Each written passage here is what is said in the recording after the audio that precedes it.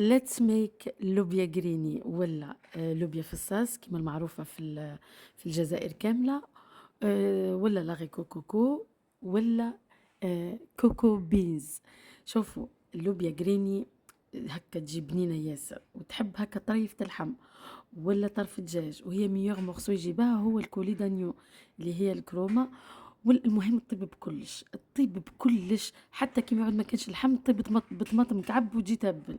دونك دونك وجدناها هي، نوجدوا لها التفتوفه تاعها، بصله كبيره، زوز سنات تاع توم، شويه قصه تاع معدنوس تعدل لنا تقليه، وكعبه ولا زوز تاع طماطم تكون فريش. ومن بعد نسحقوا تاني هكا نص مغرف صغيره تكونسونطري الطوماط، داكوغ، باش نعاونوا بها. دركا نبدا نقلي، نجيبوا البرمه تاعنا، نحطوا فيها شويه تاع زيت بيان سور، نحطوا لي مقصود تاع لا فيوند اللي عندنا، اللي حابين تاع اللحم اللي حابين نطيبوا بها، نجودوا بالموجود، نرحيوا هذيك التفتوفه هذيك اللي شفتوها في الغوبو. بعد ما ينشحروا شويه اللحم يمد بنه كبيره تما، ونحطوا عليه هذيك التفتوفه، وكم فيها المعدنوس التقليه تاعكم تجي بنينه تهبل. وتما ونخليوها تتقلى، نزيدوا لها مغرف صغيره غير مملوءه تاع كونسونطري الطوماط، لي زيبيس، ملح، فلفل كحل، وبالنسبه فلفل اسود ولا فلفل كحل، وفلفل عكري فقط، ما يجيش فيها لي زيبيس خلاص. ونقلي تخي بيان حتى تطلق زيتها تما باش نمرقها بما سخون.